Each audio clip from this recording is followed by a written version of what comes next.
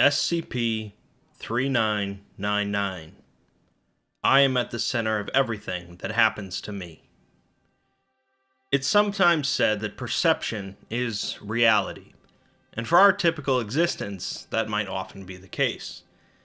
The SCP universe has a tendency to change our rules, however, and reality is a much more fluid concept there.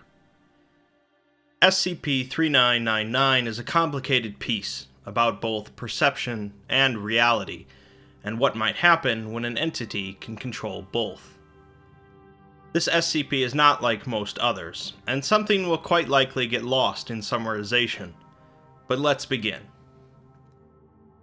SCP-3999 is not written like a normal SCP report, and glancing through it will show partial sentences, ramblings, strike-throughs, and few clear answers.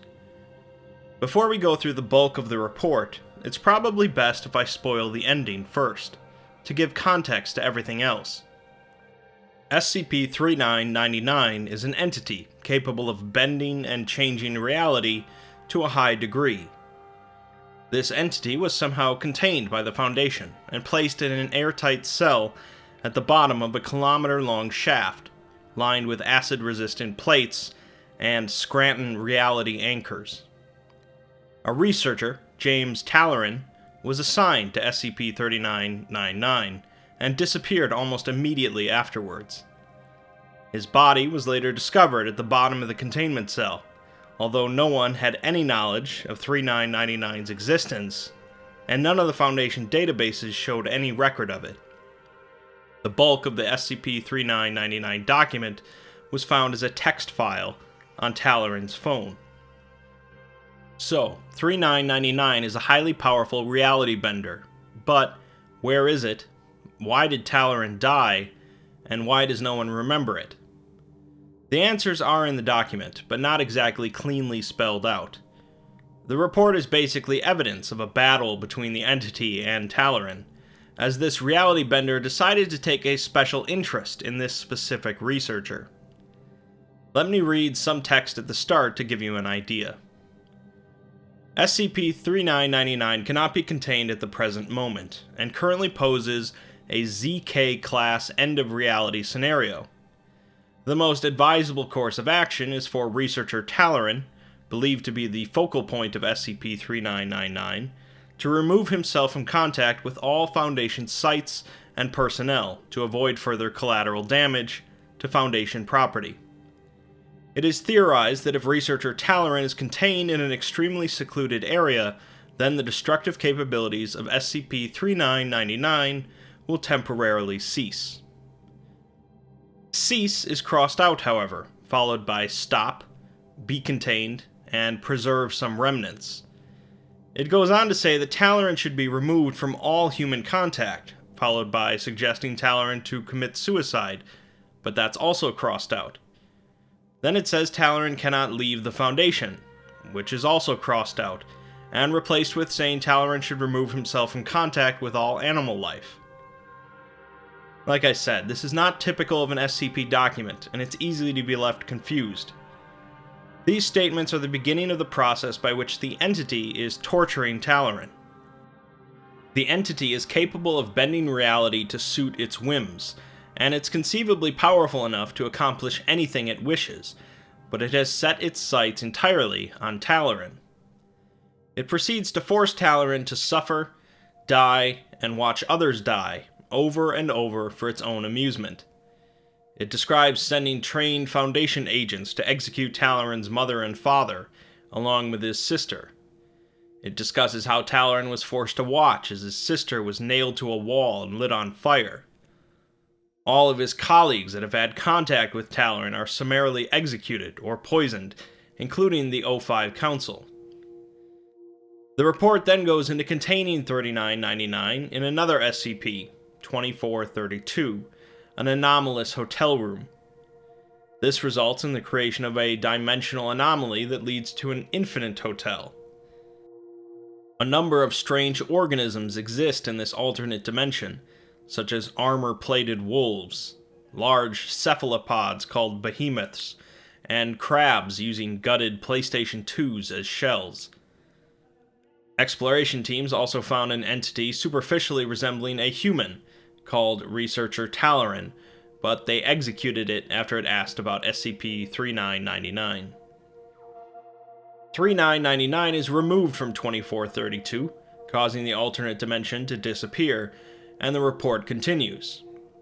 It continually alternates between keeping Talaran with 3999 and keeping him away from it, and occasionally having him terminated. Talaran has an interview with the Foundation doctor, but claims that he feels like he's in a dream. He says that reality is starting to feel less real. When he asks the doctor his name, the doctor apparently just makes a noise with his mouth, and Talaran becomes increasingly confused, wondering how a word could be redacted in a normal conversation. Talaran continually battles with 3999, attempting to remove himself from the situation or otherwise nullify 3999's power, but he's unsuccessful. The situations that 3999 involve Talaran in become increasingly strange, involving characters from Harry Potter, Candy, the Church of the Broken God, other SCPs, Patton Oswalt, Buddhism, and cats. At one point, Talaran is shown in 3999's containment cell from the format of a screenplay, as he slams on the door begging to be let out, saying that he's trapped. He finally says that he's trapped in whatever this place is with this thing, and there's no outside reality anymore, but he struggles to understand exactly what this thing is. It seems that Talaran is starting to gain some awareness of his predicament, and slowly gaining more control. He attempts to contain 3999 using a strange recursive joke, resembling the start of an aristocrat's joke, but it seems to fail. The text begins to show more attempts to contain 3999, using a melon, or a grave, or a roach motel. These attempts are all striked through and fail.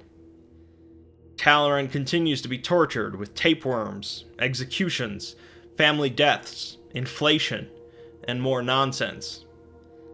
Talaran attempts to define 3999 as something besides a reality bender, proclaiming it to be things such as Mike Pence, several moldy blankets, SCP-055, a murderous penguin, Gary Gygax's kidney, a pillow, papaya and mango salad, brutalist architecture, and so on.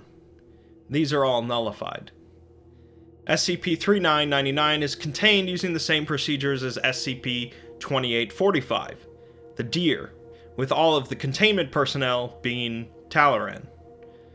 The report descends even further into nonsense, repeating the word "only" a great number of times.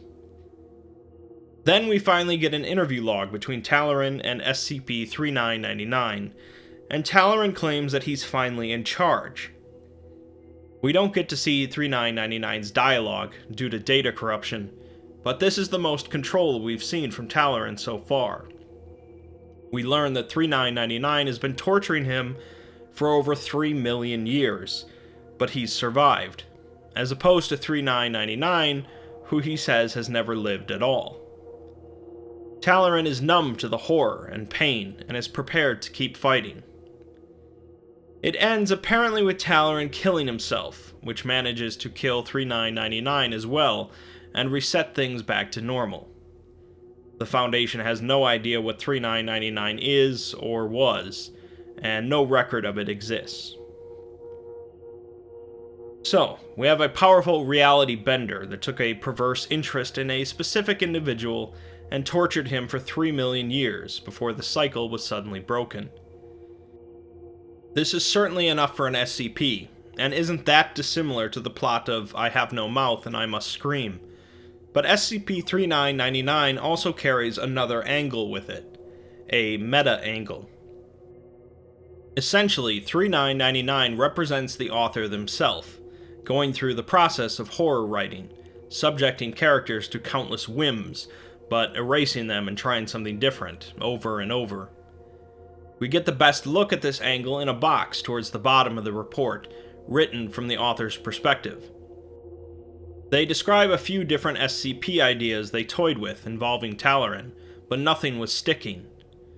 They couldn't get Talaran out of their heads, though, spending weeks thinking about ideas, until eventually they had an incident involving sleep paralysis. They hallucinated Talaran rising up at the foot of their bed, laughing and clutching a dagger. He was joined by a multitude of other horrors that the author had been thinking about for the last year, all various SCPs. They asked the author why they spent so much time bothering with idiotic horror creations. Talaran then took the dagger and disemboweled the author, and they woke up, followed by immediately writing SCP-3999. This is meant as a swan song for the author, the last thing they write for the SCP Wiki in order to break free from an addiction, just as 3999 was addicted to torturing Talaran. Meta concepts run all the way through the report, and I'd be lying if I said I understood them all, as many are unique to the author. SCP-3999 is undoubtedly a unique SCP, both in concept and form, and it has its share of both fans and detractors. There is an argument that it's less of an SCP and more of a tale, but its rating on the site speaks for itself either way. Lord Stonefish certainly poured themselves into this work, to a far greater degree than most SCP authors, and that seems to have worked out, at least as far as popularity is concerned. The SCP Wiki is filled with grotesque horrors and nightmares, and fans continually crave more, making us not that much different than SCP-3999 either.